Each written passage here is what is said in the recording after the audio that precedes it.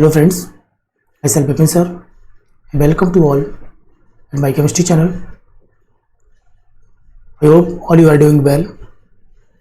In previous video, we discussed about the hybridization of molecule and how to find the hybridization of molecule like cation, anion or simple molecule. Now we are going to discuss a new topic, that is hybridization of molecule which have odd number of electrons or hybridization of molecules which are in solid state. Like first hybridization state of odd electron species. Condition की बात करते हैं सबसे पहले ABX. In this A is a central atom. Let हमने क्या माना, A क्या है, सेंट्रल एटम है, it is central atom. Okay, and B consider as surrounding atom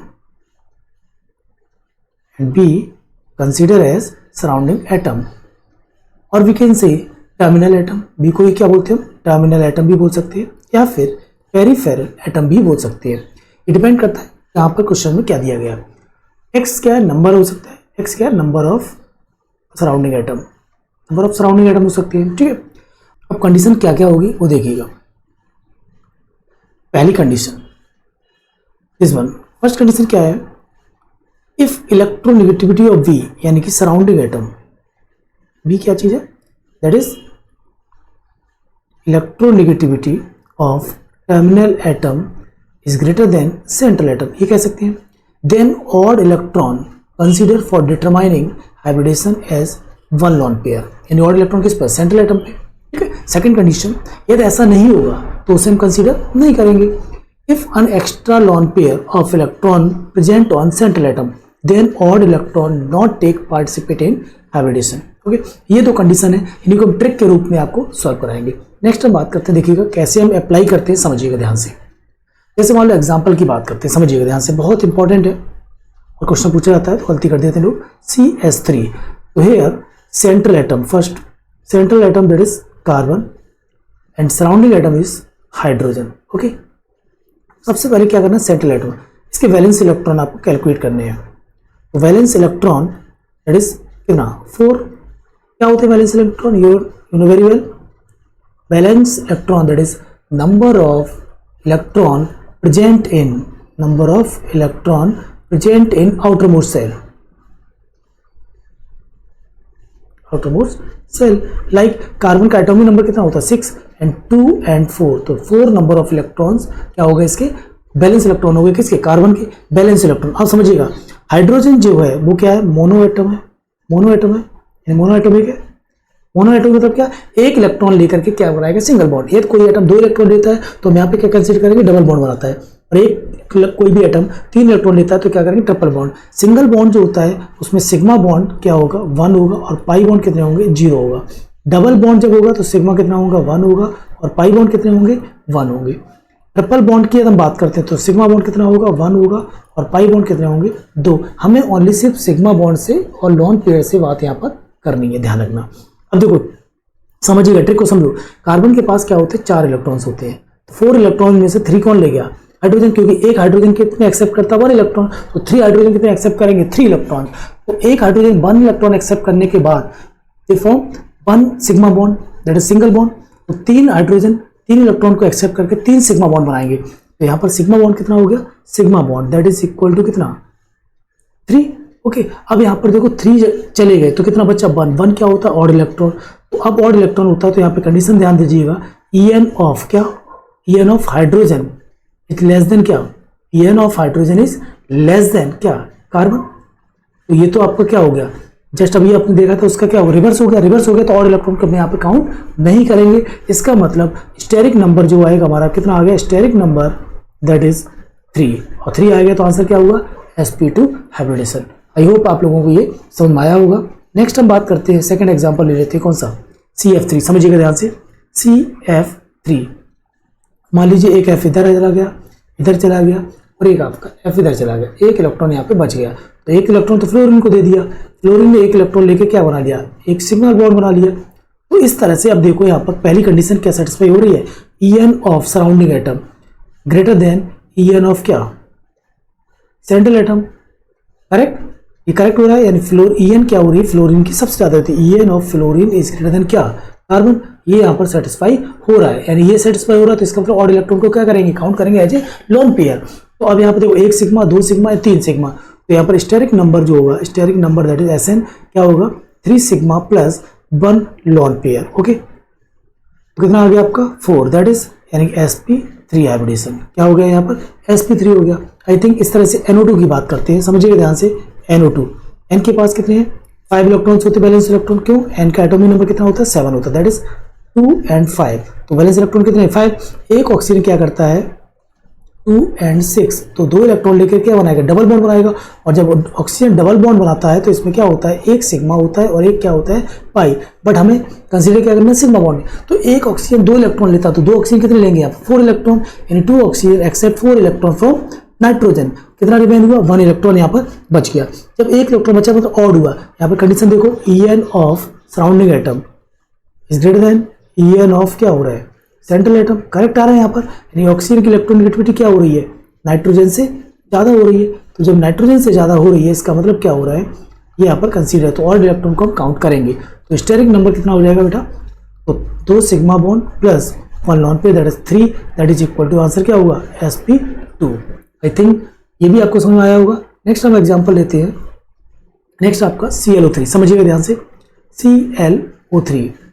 अब देखो ClO3 की बात करें तो Cl के पास कितने होते हैं इलेक्ट्रॉन, 7 होते हैं इसके आउटर मोस्ट में, 7 इलेक्ट्रॉन। एक ऑक्सीजन कितना लेता है, 2 इलेक्ट्रॉन लेता है, तो 3 ऑक्सीजन कितने लेके 7 6 ले गए, 2 यानी कि क्या करेगा, 6 ले जाएगा। और 2 इलेक्ट्रॉन लेता है तो डबल बॉन्ड बनाता है, ध्यान दीजिएगा, डबल बॉन्ड बनाता है। इसका मतलब तो एक ऑक्सीजन डबल बॉन्ड बनाएगा, यानी 1 सिग्मा 1 पाई, तो 3 ऑक्सीजन 3 डबल बॉन्ड बनाएंगे, है ना, 3 डबल बॉन्ड बनाएंगे। इसका मतलब 3 सिग्मा हो गए। तो यहाँ पर देखो इलेक्ट्रोनेगेटिविटी किसकी ज़्यादा है, EN of oxygen greater than क्या, Cl।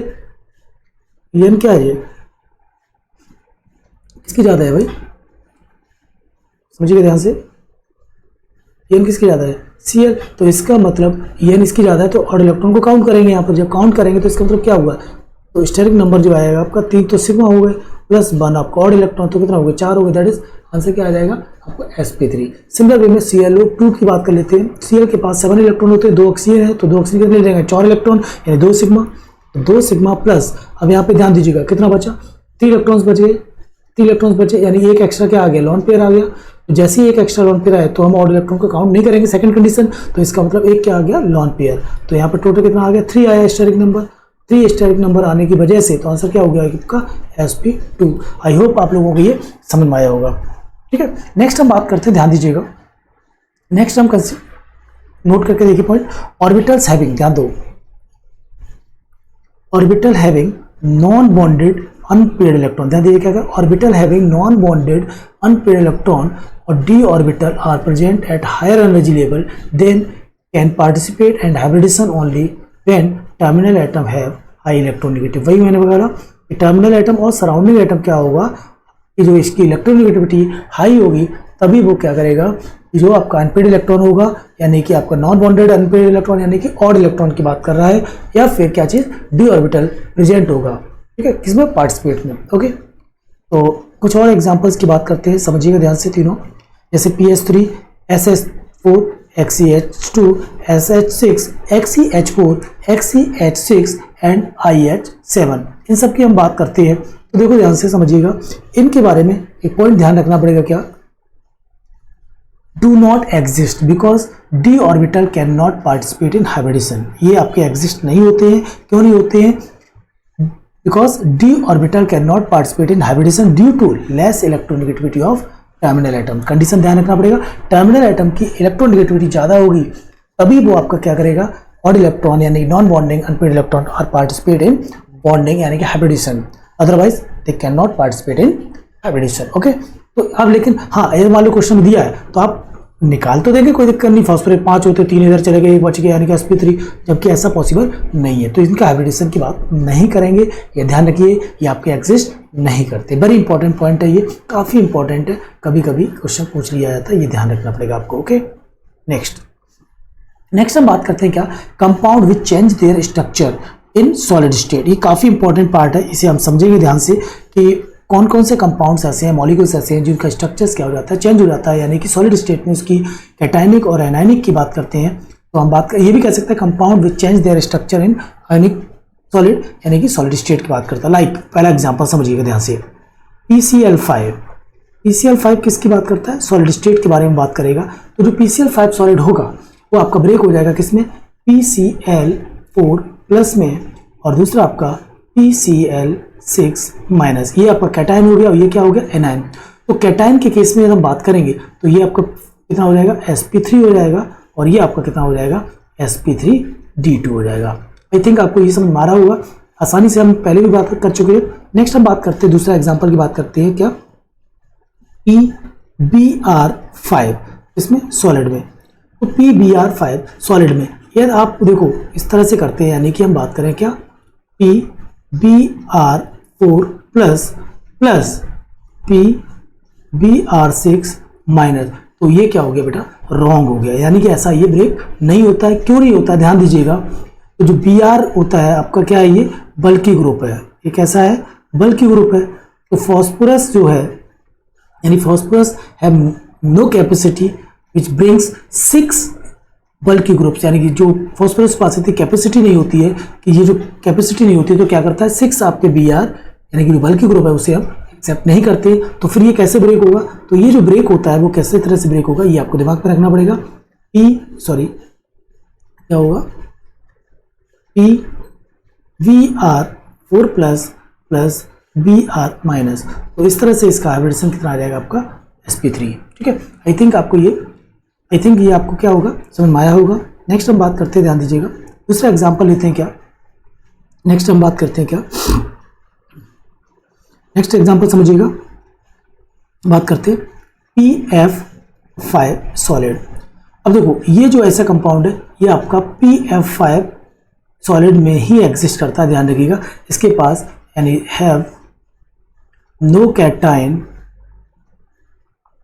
और एनायन, इसके पास कोई भी कैटायन और एनायन नहीं होता है। तो आसानी से आप कर सकते हैं। काफ़ी इंपॉर्टेंट पार्ट है, ये ध्यान रखिएगा, काफ़ी इंपॉर्टेंट पार्ट है। ठीक है, नेक्स्ट हम बात करते हैं क्या? N2O4 किसमें? सॉलिड स्टेट में। इसको हम ब्रेक करेंगे तो ये आपका ब्रेक हो जाएगा NO प्लस में, ध्यान दीजिएगा, और आपका NO3 माइनस में। तो इसका हाइब्रिडेशन क्या होगा? sp होगा, और इसका हाइब्रिडेशन क्या हो जाएगा? sp2 हो जाएगा। ये आपको दिमाग में रखने पड़ेंगे। जब भी यदि आपको कैटायन एनायन के फॉर्म में नहीं पता होगा किस तरह से ब्रेक करता है, तो आपका क्वेश्चन नहीं कर पाएंगे। ये आपको दिमाग में रखना ही पड़ेगा। तो प्लीज़ बहुत इंपॉर्टेंट है, ये ध्यान रखना पड़ेगा आपको। ओके, नेक्स्ट हम बात करते हैं क्या चीज़? N2O5 solid. अब ये भी ध्यान रखना पड़ेगा, N2O5 सॉलिड की यदि हम बात करते हैं तो किसमें टूटेगा? ये NO2 प्लस में टूटेगा, और दूसरा आपका NO3 माइनस में, यानी नाइट्रोजन 2 हो गए, यहाँ पर ये 2 5 हो गए। तो NO2 प्लस जो होता है उसे हम नाइट्रोनियम बोलते हैं। क्या बोलते हैं? नाइट्रोनियम, ध्यान रखना पड़ेगा, नाइट्रोनियम। और जो आपका ये था ये नाइट्रोसोनियम। ठीक है, ये तो आपको पता ही है, दैट इज नाइट्रेट। तो आसानी से आप हाइब्रिडेशन निकाल सकते हैं। नेक्स्ट हम बात करते हैं क्या? कि Cl2O6, ये भी आपका सॉलिड स्टेट की बात करते हैं। Cl2O6 ध्यान दीजिएगा, तो ये किसमें टूटेगा? आपका ClO2 प्लस में टूटेगा, और दूसरा आपका ClO4 माइनस में ब्रेक होगा। जब आपको कैटायन एनायन पता है तो आप आसानी से हाइब्रिडेशन निकाल सकते हैं। ठीक है, आई थिंक ये भी समझ में आया होगा आपको। नेक्स्ट हम बात करते हैं, कुछ और हम एग्जांपल लेते हैं, समझिएगा ध्यान से। N2 हो गया, N2 हो गया, I2Cl6, ध्यान से समझिएगा, I2Cl6 सॉलिड स्टेट की बात करते हैं। I2Cl6 सॉलिड स्टेट, तो ये किसमें ब्रेक होगा? आपका ICl2 प्लस ICl6 माइनस। ये आपको दिमाग में रखना पड़ेगा। इसी तरह से हम बात करते हैं आयोडीन की बात करते हैं। ये आईआईटी में क्वेश्चन पूछा भी गया है कि आयोडीन का hybridisation state in solid state, then I3 minus plus I3 plus, ये आपको दिमाग में रखने का पड़ेगा। तो I3 प्लस की अगर बात करें, I3 प्लस की बात करें तो ये आपका क्या आ जाएगा? sp3 आ जाएगा, और ये आपका जो आ जाएगा वो क्या आ जाएगा? sp3d। इसका शेप जो होता है वो क्या होता है? लीनियर होता है, और जबकि इसकी बात करें तो बेटा क्या होता है? वी शेप होती है, यानी वेंट शेप होती है। तो बहुत आसान है, ध्यान दीजिएगा। I3 की बात करें तो मान लो इस तरह से हम दिखा सकते हैं। मान लीजिएगा I माइनस की बात करें, ठीक है, तो आयोडीन के पास टोटल इलेक्ट्रॉन कितने होते हैं? 7 इलेक्ट्रॉन होते हैं। तो 7 एक माइनस हो गया, कितना हो गया? 8 हो गया। अब ऐसे देख लीजिएगा, मान लीजिए हमने बहुत सारी ट्रिक्स बताई हैं। 7, तो 7 3 जा कितना होगा? 21 प्लस आपका एक माइनस कितना होगा? 22 हुआ। तो 22 है तो 8 से डिवाइड कर दीजिए आप, तो 22 8 2 जा 16, करेक्ट। कितना बचा आपका 6 बचा, तो 2 से डिवाइड कर दो इसे, तो 2 से डिवाइड करो 3 आ जाएगा, यानी कि आपका 6 हो जाएगा। तो 1 + 2 + 3 कितना हुआ 2 + 3 दैट इज 5, 5 मतलब क्या हुआ sp3d, अब क्या हुआ sp3d। तो ये जो आपका आंसर आ रहा है वो कितना आएगा sp3d। इस तरह से आप आसानी से कैलकुलेट कर सकते हैं। आई होप आप लोगों को ये समझ में आ रहा होगा। कुछ और एग्जांपल्स ले लेते हैं, एक दो, काफ़ी इंपॉर्टेंट पार्ट है ये, तो ये आपको आना चाहिए, ठीक है, कोई भी बात। नेक्स्ट HCF6 सॉलिड, यार आपको पता होगा कैटायन क्या होता है, एनायन क्या होता है, तभी आप कर पाएंगे, अदरवाइज नहीं कर पाएंगे, ध्यान रखना पड़ेगा, ठीक है। इस तरह से ये आपका ध्यान से कर सकते हैं। तो इसका क्या हो जाएगा sp3d2। ओके, बहुत आसान है क्वेश्चन। Xc के पास कितने होते हैं आप देखो 8 होते हैं आउटर मोस्ट में, F के पास कितना होता है 7 होता है, तो इस तरह से आप आसानी से निकाल सकते हैं। ओके, देखिएगा 8 आपका कितना हो गया Xc हो गए, प्लस 7 कितना का होता है फ्लोरीन का कितना 5, और -1 कर दीजिए, तो 8 + 7 5 जा 35, माइनस कितना 1, तो 35 और 8 कितना हुआ 43, तो 43 - 1 कितना हुआ, सॉरी 42 हुआ ना बेटा, क्योंकि देखो 43 सर करेक्ट, 43 - 1 यानी 42 हुआ, 42 हुआ, यानी कि आप क्या करें 8 से ज़्यादा है तो 8 से डिवाइड कर दीजिए इसको, तो 8 5 जा 40, यानी 2 बचा, 2 से डिवाइड कर दो, अब कितना बचा 1, तो ये आपका कितना बचा 2 + 5 यानी कि 5 + 1 दैट इज इक्वल टू 6, 6 है तो 6 के लिए क्या होता है sp3, 4 और 2 6 sp3d। इस तरह से आंसर आप निकाल सकते हैं। बट ये आपको पता होना चाहिए कि कैटायन और एनायन के रूप में किस तरह से कौन कैटायन होगा कौन एनायनिक होगा। आपसे कैटायनिक पार्ट की बात कर सकता है और एनायनिक की बात कर सकता है, या सिंपल बोल सकता है कि find the average of any compound in solid state, जो भी आपका सामने रिप्रेजेंट किया जा रहा है। कुछ और एग्जांपल्स लेते हैं, एक और इंपॉर्टेंट एग्जांपल HCF7, समझिएगा ध्यान से, बहुत इंपॉर्टेंट है।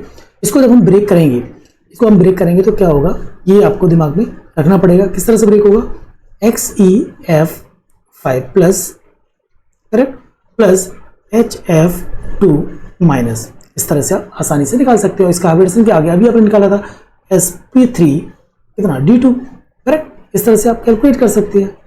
तो ये बनता कैसे, प्रिपरेशन देखना चाहते हो तो इसकी प्रिपरेशन देख लीजिए, बहुत आसान है, कोई दिक्कत नहीं। कैसे कराएंगे देखो, जब HF को हम क्या करेंगे डिजोल्व कर देंगे किसमें XeF6 में, देन वी गेट HXeF6, ये इसकी प्रिपरेशन हो गई, बहुत आसान है, ठीक है। नेक्स्ट हम बात करते हैं इसी तरह से, जैसे हमने अभी लिया था देखो N2O5 है, इसको हम ब्रेक करेंगे तो क्या होगा NO2 प्लस, और दूसरा आपका क्या चाहिए NO3 माइनस, ठीक है। इस तरह से आप आसानी से निकाल सकते हैं। इसका हाइब्रिडेशन क्या था, ये sp की बात करें, ये आपका क्या होगा sp3, ठीक है। तो अलग से भी NO2 प्लस की बात कर सकता है, तो NO2 प्लस की अगर बात करते हैं तो इसका हाइब्रिडेशन कितना होगा sp होगा। ये आपका 2017 में क्वेश्चन पूछा गया था बेटा, एडवांस में IIT एडवांस में क्वेश्चन पूछा गया, बहुत ही आसान है, देखो कितना आसान है, आप कर सकते हैं, ठीक है। मान लो अब बेंजीन की रिएक्शन आपने क्या कर दिया N2O5 से कर दिया, तो क्या करोगे नाइट्रोबेंजीन, तुरंत आप आसानी से बना सकते हैं। अभी नाइट्रोबेंजीन कैसे बना आपको पता है, क्योंकि NO2 क्या करेगा अटैक करेगा H+ निकाल के, ओके। इस तरह से आप ध्यान से रख सकते हैं। आई थिंक आप लोगों को ये समझ में आया होगा। इसके अलावा भी कोई भी डाउट आता है तो प्लीज़ कमेंट बॉक्स में आप लिख सकते हैं। आई थिंक आपको समझ में आया होगा। नेक्स्ट हम बात करते हैं कुछ इंपॉर्टेंट पॉइंट के लिए, तो देखिएगा पहला पॉइंट है आपका PBr6 माइनस, ध्यान से समझिएगा, काफ़ी इंपॉर्टेंट, इसमें क्वेश्चन आपका पूछ सकता है जी। PBr6 minus, Pi6 minus, SCl6 minus, SBr6, SiCl62 minus, SiBr62 minus, ICl7, IBr7, AlCl6 minus, AlBr6 minus do not exist. ध्यान दीजिए ये आपके एग्जिस्ट नहीं करते due to more steric repulsion, में स्टेरिक रिपल्सन होने की वजह से ये आपके एग्जिस्ट नहीं करते हैं। काफ़ी इंपॉर्टेंट पार्ट है, ध्यान रखना पड़ेगा। तो टर्मिनल एटम जब आपके कितने होंगे 6 और 7, ध्यान दीजिएगा टर्मिनल एटम कितने होंगे 6 और 7, then only fluoride is exist generally, वो भी एक्सेप्शन हो सकते हैं जैसे IF7, ओके। IF7 क्या करता है आपका एग्जिस्ट करता है, बाकी ये ICl7, IBr7 ये आपके एग्जिस्ट नहीं करते। क्यों, क्योंकि स्टेरिक रिपल्सन क्या होता है यहाँ पर बहुत ही ज़्यादा हो जाता है, इस वजह से एग्जिस्ट नहीं करते हैं। ये आपको दिमाग में रखना पड़ेगा, ठीक है। जैसे हम बात करते हैं क्वेश्चंस की बात करते हैं, hybridisation state of phosphorus in PCl5 solid, option है आपके सामने sp3d, B option sp3, C option sp3d2 and D option sp3 and sp3d2। चलिए जल्दी से सॉल्व कीजिएगा, इसके बाद कोई भी डाउट आता है तो प्लीज़ टेल मी। जल्दी से सॉल्व करो फटाफट, आपका आंसर आना चाहिए, जल्दी से सॉल्व कीजिएगा, बहुत ही आसान क्वेश्चन है।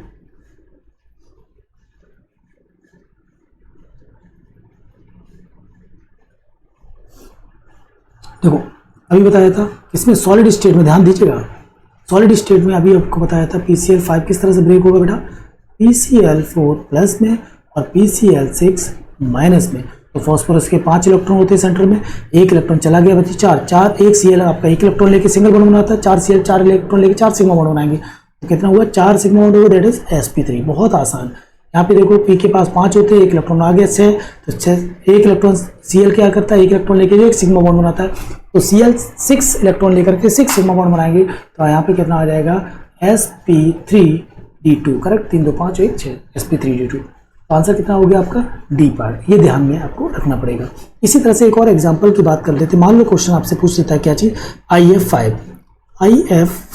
ये लिक्विड स्टेट में होता है। अब इसको जब ब्रेक करते हैं तो ध्यान रखना पड़ेगा क्या, IF4 प्लस में ब्रेक होगा और ये आपका IF6 माइनस में ब्रेक होता है, और ये आपका क्या होता है, सोर्स कंडक्टिविटी, ये ध्यान रखना पड़ेगा, सोर्स कंडक्टिविटी। तो इस तरह का क्वेश्चन भी आपसे पूछ सकता है, इसलिए मैं सारी पॉसिबिलिटी आपको बता के चल रहा हूँ। आई होप आप लोगों को ये समझ में आ रहा होगा, तो आई थिंक आप लोगों को ये समझ में आ रहा होगा। Thank you. तो प्लीज़ आप वीडियो अच्छा लगे तो लाइक कीजिएगा, शेयर कीजिए अपने दोस्तों में और सब्सक्राइब कीजिए। यदि आप ऐसा करेंगे तो हमें और ताकत मिलेगी, हम और अच्छे अच्छे वीडियो बनाते रहेंगे। थैंक यू बेटा, okay bye bye, have a nice day. Thanks for watching my chemistry channel. Please like, share and subscribe. For more updates press the bell icon. Thank you.